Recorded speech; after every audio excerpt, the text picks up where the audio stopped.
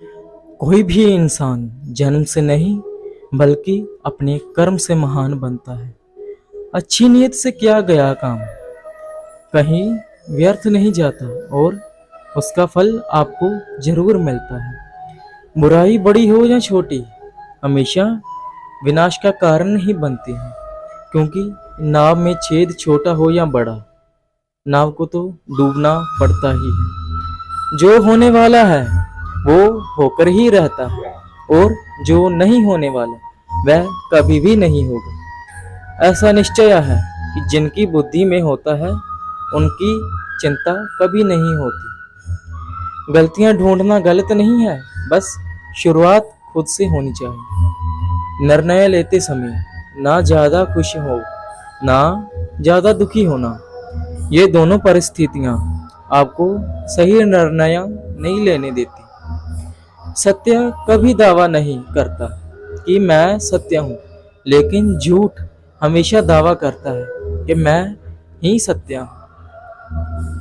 कर्म करो, फल की चिंता मत करो। गीता में कहा गया है, कोई भी अपने कर्म से भाग नहीं सकता, कर्म का फल तो भुगतना ही पड़ता है। अच्छे कर्म के बावजूद भी लोग केवल आपकी बुराइयां ही याद रखेंगे, इसलिए लोग क्या कहते हैं इस पर ध्यान मत दो, तुम अपना कार्य करते रहो। फल की अभिलाषा छोड़कर कर्म करने वाला पुरुष ही अपने जीवन को सफल बनाता है और वही सफल बनता है।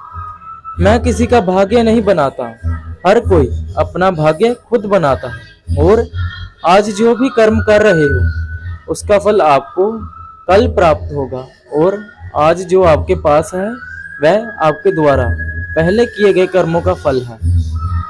इंसान हमेशा अपने भाग्य को कोसता है, ये जानते हुए भी कि भाग्य से भी ऊंचा उसका कर्म है जो स्वयं के हाथों ही है।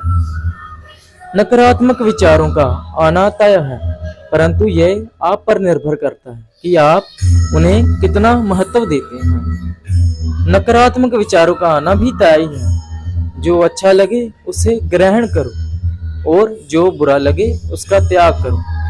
फिर चाहे वह विचार हो या कर्म हो या मनुष्य हो। मैं भूत, वर्तमान और भविष्य के सभी प्राणियों को जानता हूँ, किंतु वास्तविकता में मुझे कोई नहीं जानता। जब भविष्य धुंधला पड़ने लग जाता है तब आपको अपने वर्तमान में ध्यान केंद्रित करने की आवश्यकता है। जो पैदा हुआ है उसकी मृत्यु भी निश्चित है। जैसे जो मृत है उनके लिए जन्म, इसलिए जिसे बदल नहीं सकते उसके लिए शोक मत करो। मनुष्य अपने विश्वास से निर्मित होता है, जैसा वो विश्वास करता है वैसा ही वो बन जाता है। आत्मज्ञान की तलवार से अपने हृदय से आजाद के संदेह को काटकर अलग कर दो। उठो, कोशिश तो करो, सफलता तुम्हारे कदम चूमेगी। कृष्ण जी ने कहा है, जिस मनुष्य के पास सब्र की ताकत है उस मनुष्य की ताकत का कोई मुकाबला नहीं कर सकता।